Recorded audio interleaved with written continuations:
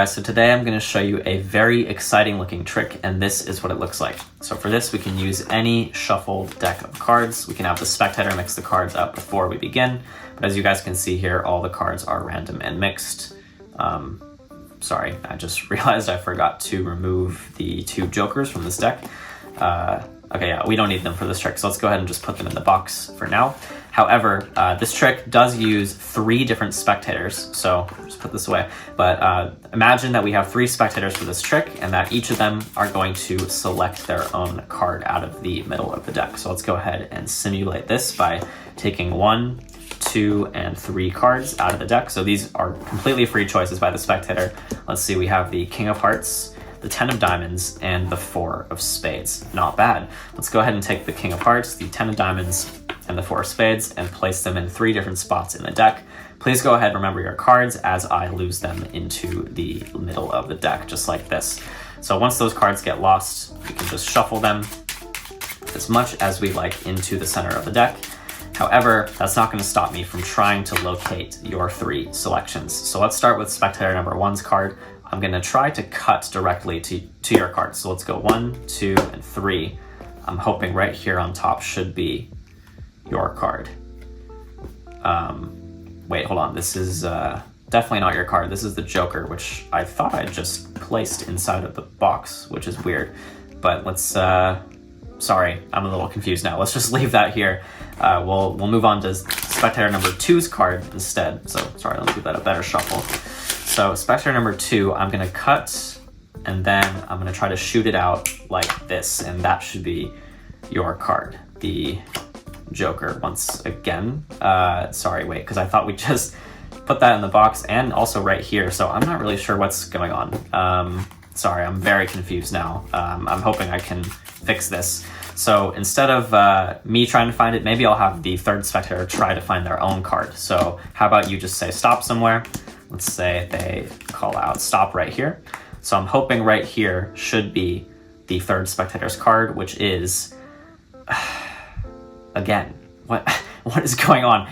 Put the jokers in the box and here and now here, so I don't really know what's happening. However, I do think I can redeem this, because if I just wave my hand over this card, and snap, now it's your card. Wave this hand over this card, and snap, now it's your card, and wave my hand over this card and snap, and now that is your card. And that right there is the trick. And of course, if the spectator wants to check out the box, you can actually hear that inside of the box. You can listen, and I can obviously pull out the cards inside. We have the 2 jokers from the very beginning. And yeah, that's the trick. I hope you guys enjoyed this one, and if you did, be sure to stick around for the tutorial. Alright guys, so here's the tutorial for the trick that you just saw. This is a really cool looking trick for the spectators because it's very surprising and unexpected, and the final revelation of their 3 cards just magically transforming right in front of them is something they will never forget. So yeah, completely impromptu trick. You really can do this with any deck of cards, but if you are using a borrowed deck of cards, just make sure that the jokers that are included are identical. So just make sure that the jokers look exactly the same, and then you're good to go. So I started this trick with the jokers genuinely shuffled into the deck, and then I sort of spread through, and I kind of pretend like I accidentally left the jokers in the middle of the deck and that I'm going to get rid of them. I don't make this a big deal. I just take them out. However, before I place them in the box, I'm going to show them off and then place them down like this, and then I'll raise supposedly both of them up, but I'm just going to be taking one of them and placing 1 joker in the box. So just take 1 joker, place it in the box, and all of this is done on the offbeat while you're still talking to the spectator and introducing the trick. So after this whole thing, you set the box down, and that leaves you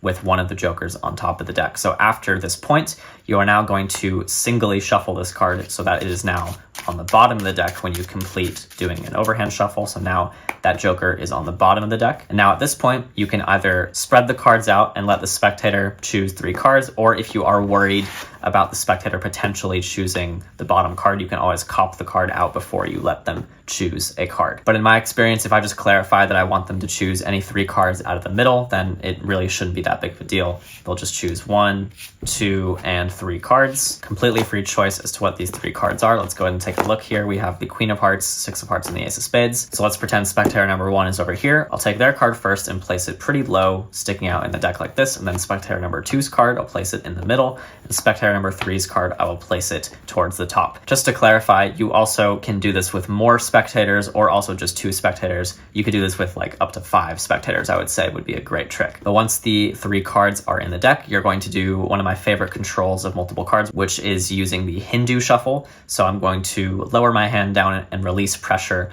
on the top of the deck so that all the cards above the first outjogged card will slide down and contact my index finger here like this. So all those cards slide down, which leaves the cards in this position here. So now when I begin the Hindu shuffle, I will strip out all of these cards along with the top packet. And what that will do is it will just move those 3 cards to the bottom of the deck immediately. And then once I do that first shuffle, I'll now continue doing a normal Hindu shuffle. However, I'm going to be very careful because I do need the last card here, which is the Joker, to be the last card shuffled. So I'm going to continue shuffling until I just have 1 card left in my hand. And then once I do, I'll feel it, and then I'll just be able to place that card on top. So I've essentially controlled the 3 selections to the bottom and then the Joker on top. And now at this point, all I have to do is reverse this order. I'm going to singly shuffle the Joker back to the bottom, and then I will singly shuffle the 3 selections, which are here, to the top. So I'm going to get close to the bottom of the deck, and then I'll start going one by one very quickly. And if I go one by one, that will basically reverse the order and move the 3 selections back up to the top. So all I have to do now is get a break on that bottom Joker and transfer it to a thumb break as I swing cut the cards over, and then I'll drop the thumb break off on top and then catch a break on top of that card and hold it in the middle. So now I'm fully ready to begin producing the cards. So the first spectator, I usually just say I will cut to your card. So I'll give the cards like 3 cuts, and I'll just cut the last pile on the break to be on top. So I'll go 1 and then 2, cut at the break, and then 3, leave this on top. This is now the original top half of the deck where the Joker was controlled. So you flip this over and pretend like it's their card, but they're going to say no, and then you'll act disappointed, but then you'll start to act confused and remind them that you did just place the Jokers inside of the box. And before you say this, you're going to get a break on the top card, which is their actual selection here, and you're going to place the Joker on top and then pick up the double. So you're going to pick up both cards simultaneously, and you're going to do a paintbrush switch, which looks like this, where I'm going to use this card to point to the box as I say, I thought I just put the Jokers in the box, and then you're going to set the card down. And what this did is it actually switched out the Joker for their card, because you are essentially doing the paintbrush color change, which looks something like this at an exposed view, and then you're pointing with this card here. Sort of like a KM move, you will use this pile to go on top of this Joker as you do the switch, and then you'll use this card to point, set it down, and there you go, you're clean. So at this point, I now like to find spectator number 2's card by doing some sort of a top shot like this, or doing some sort of a shootout like this. It really is up to you how you find the card. I like to just give the cards a nice false cut, and then I'll do a top shot like this, finding their card. However, this will not be their card, and now all I'm going to do is do a top change. So I'll get this card in a position for a top change right here, just so I have 2 cards lined up next to each other, and then I will use my left hand to point to the box and the card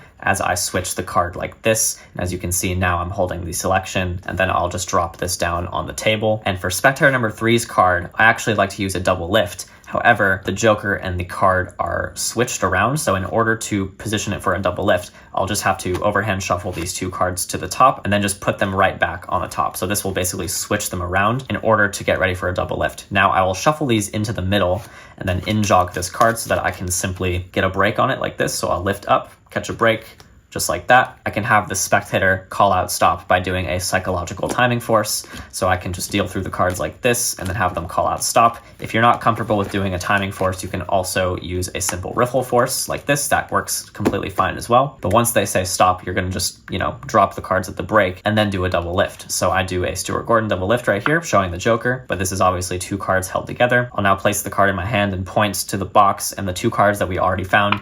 And then what I'll do is I'll take this card, flip it over, and then thumb it off singly like this, and then I'll take all the cards in my hand and just drop these on top. And what this will do is it will place the Joker back on top of the deck so that you'll be ready for the ending. However, all the really dirty work is done. You now snap your fingers over this card, and over this card, and all 3 cards will be found. And for the final ending of the trick, you're going to pick up the box and give it a shake so that the spectator can hear that the cards are still inside. However, there only is 1 card inside, but you can still shake it because the sound will still be produced. And as you shake, you're going to get a break on the top card, which is the Joker.